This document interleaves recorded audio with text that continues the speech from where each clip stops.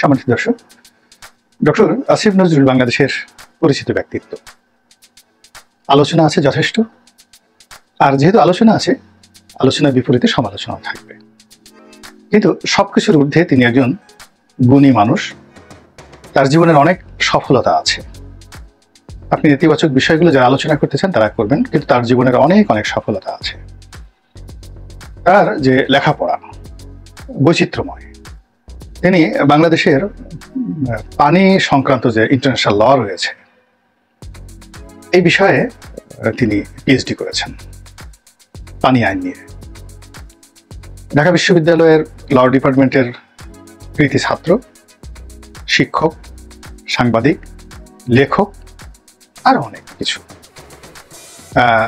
সমাজসেবী। তারপর জাতীয় অনেক গুরুত্বপূর্ণ বিষয়, জাতির বিভিন্ন সময় তিনি বসে থাকেননি। আপনি তার মতে বিরুদ্ধ হতে পারেন, কিন্তু তার কথাগুলো কখনো অস্বীকার করতে পারবেন না। তিনি টেলিভিশন টকশোতে খুবই জনপ্রিয় একজন ব্যক্তি, প্রভাবশালী ব্যক্তি। বাংলাদেশের টকশো জগতে, টেলিভিশনের টকশো জগতে 2009 থেকে আজ পর্যন্ত যদি আমি ধরি, হাতে গোনা 3-4 জন জনপ্রিয়, গ্রহণযোগ্য এবং প্রভাবশালী যারা বক্তা, তাদের মধ্যে অন্যতম ডক্টর আসিফ নজরুল। তো তিনি বর্তমান অন্তর্বর্তীকালীন সরকারের সেই উপদেষ্টা রূপে তিনি দায়িত্ব গ্রহণ করেছেন। এখন দায়িত্ব গ্রহণ করার পর তাকে নিয়ে অনেকের উচ্ছ্বাস ছিল। স্বয়ং সেনাবাহিনীর প্রধান জেনারেল ওয়াকার যে শ্রদ্ধা ভরে তিনি ডক্টর আসিফ নজরুলকে সম্বোধন করেছেন, অর্থাৎ প্রথম যখন ক্যান্টনমেন্টের মধ্যে বৈঠক হলো, তিনি বিশেষভাবে 2 জন ব্যক্তির নাম উল্লেখ করেছেন। ডক্টর আসিফ নজরুল 1 নম্বর, আর 2 নম্বরে জামাতের আমির ডক্টর শফিকুর রহমান। যা হোক, এই সরকার যখন গঠন হওয়ার পরে এই সরকারের মূল যে ভিত্তি সেটা হলো ছাত্র সমন্বয়ক, যারা ছাত্র আন্দোলনে যারা নেতৃবৃন্দ ছিলেন, কোটা বিরোধী আন্দোলন। তো এই কোটা বিরোধী আন্দোলনের নেতৃবৃন্দের উজিরে আজম, মধ্যমণি, মাথার তাজ ছিলেন ডক্টর আসিফ নজরুল। এখন আছেন কিনা, যেহেতু এটা তাদের অভ্যন্তরীণ বিষয় বলতে পারবো না, কিন্তু উনি যদি চাইতেন, পুরো আন্দোলনের পরে 4 তারিখ, 5 তারিখ, 6 তারিখ, এমনকি 7 তারিখ পর্যন্ত পুরো ছাত্রদের যে নিয়ন্ত্রণ, এটি ডক্টর আসিফ নজরুলের উপর ছিল। এবং তিনি যদি চাইতেন যে তিনি প্রধান উপদেষ্টা হবেন ইনস্টেড অফ যাকে বলা হয় ডক্টর মোহাম্মদ ইউনূস, তিনি সেটি হতে পারতেন। ছাত্ররা তাকে সমর্থন করত। এবং আমি শিওর আমার সাথে জনাব আসিফ নজরুলের কোনো কথা হয়নি। ডক্টর মোহাম্মদ ইউনূসকে পছন্দ করার ক্ষেত্রে ছাত্রদেরকে প্রস্তাবের যে বিষয়টি, যদি ছাত্রদের হাতে এই বিষয়টি থেকে থাকে, তাহলে এখানে ডক্টর আসিফ নজরুলের একটা গুরুত্বপূর্ণ ভূমিকা ছিল।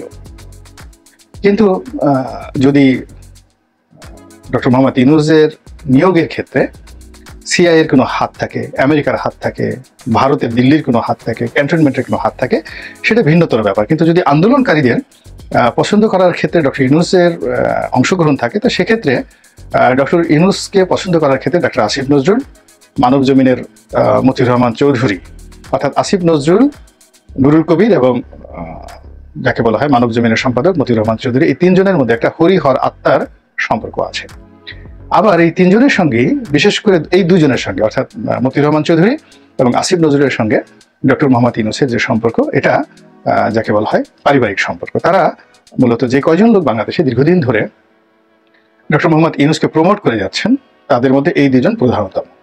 এর বাইরে প্রথম আলো তাকে প্রমোট করে চলেছেন, ডেইলি স্টার থেকে প্রমোট করে চলেছেন, কিন্তু আসিফ নজরুলের মতো বা মানব জমিন পত্রিকার সম্পাদক মতিউর রহমান চৌধুরীর মতো নন, তারাই ওনাকে করেছেন। তো যেহেতু এই ছাত্রদের সঙ্গে ডক্টর ইউনূসের সম্পর্ক থাকার কথা নয়, এমনকি তার টেলিফোন নম্বরও এই যে সমন্বয়ক 6 জন সমন্বয়ক তাদের কাছে থাকার কথা নয়। তো এই ছাত্ররা তাদের সঙ্গে যোগাযোগ করেছে, কথা বলেছে, তিনি তখন ফ্রান্সে ছিলেন। এই যোগাযোগটা অবশ্যই আসিফ নজরুলের মাধ্যমে হয়েছে।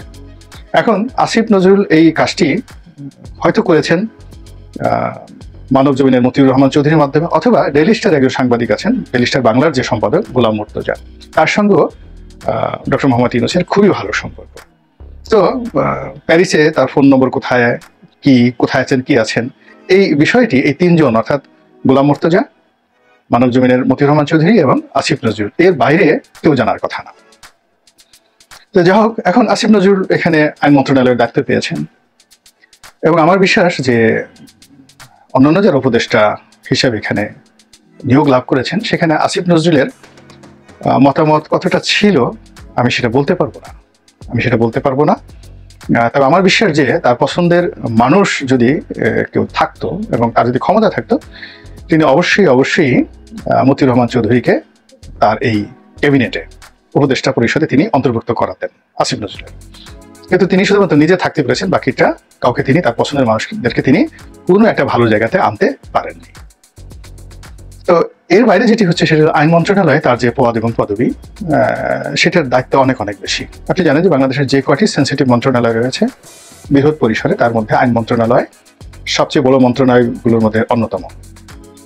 এটি একে তো আইন মন্ত্রণালয়, সুপ্রিম কোর্ট, নিম্ন আদালত, এরপরে এই যে বাংলাদেশের যে রেজিস্ট্রি অফিসগুলো, আইজিআর অফিসগুলো, সেটা তার অধীন।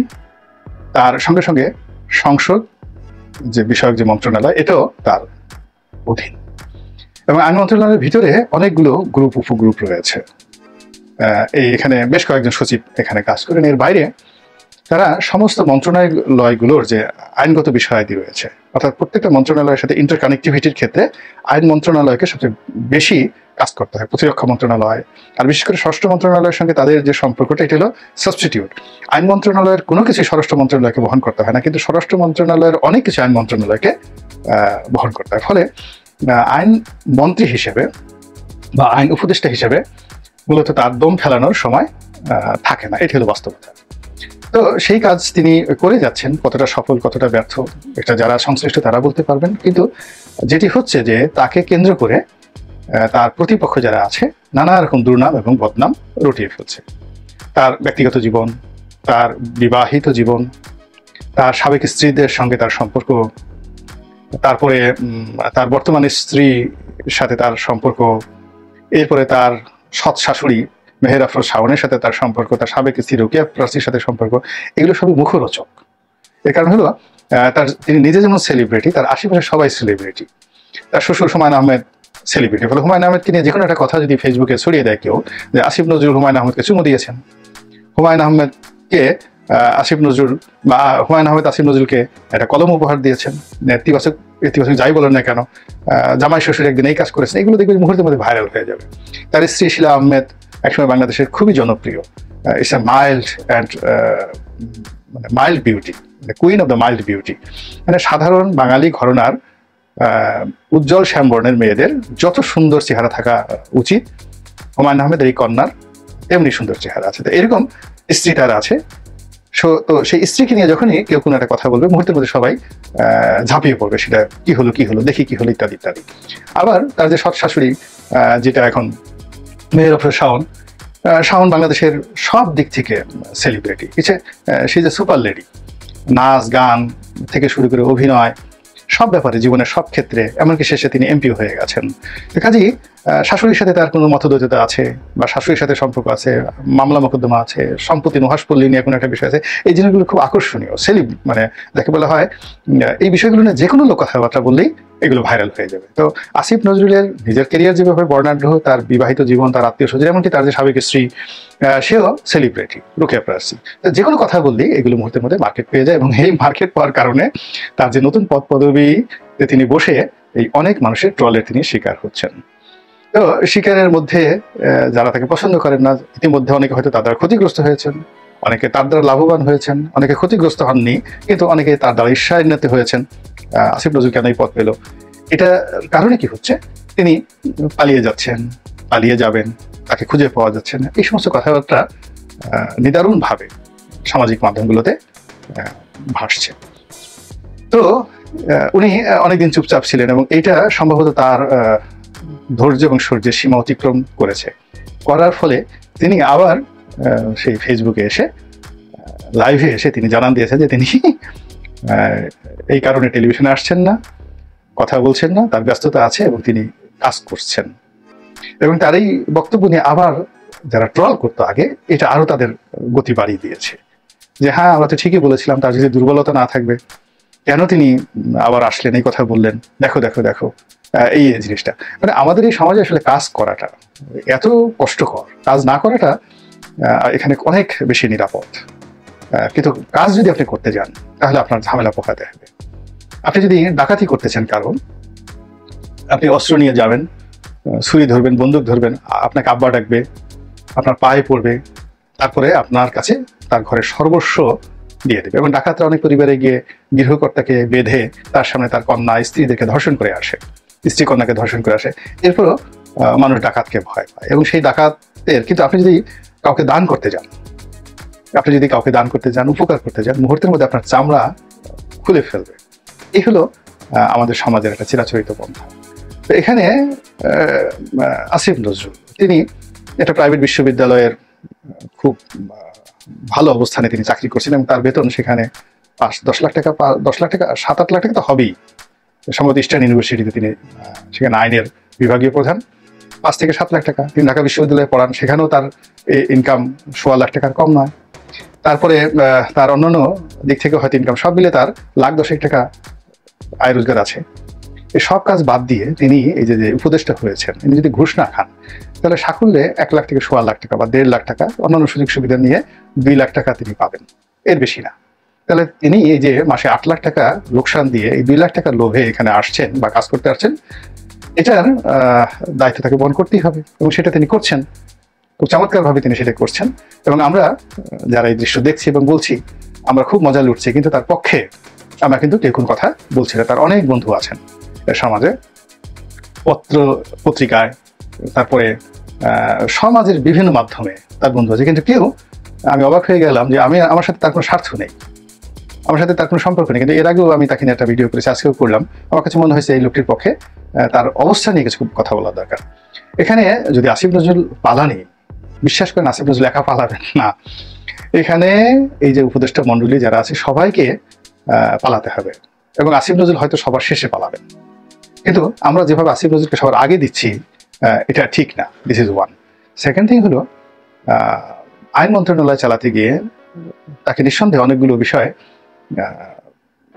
অভাবিতভাবে, যেটা তিনি কল্পনাও করেননি, তাকে সমস্যার মুখোমুখি হতে হচ্ছে। আই আন্ডারস্ট্যান্ড, আমি বুঝতে পারি।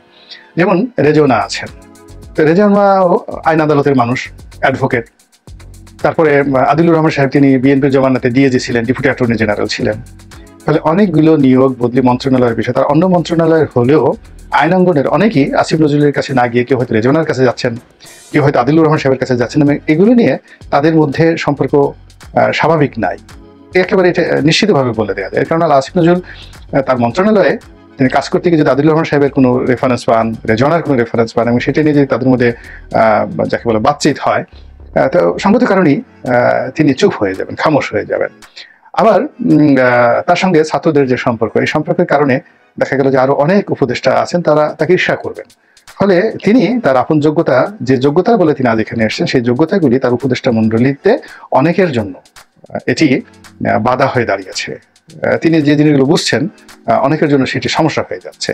ফলে আমরা যদি এই মানুষটিকে কাজ করতে না দেই, তাহলে আলটিমেটলি আমরা এই যে এত বড় একটা গণবিপ্লব, এত বড় একটা অভ্যুত্থান, সেই অভ্যুত্থানের একজন নায়ককে আমরা খলনায়কে পরিণত করে যদি এই মুহূর্তে পর্দার অন্তরালে তাকে পাঠিয়ে দেই, বলেন তো আপনার আমার কয়জনের লাভ হবে আর কয়জনের ক্ষতি হবে?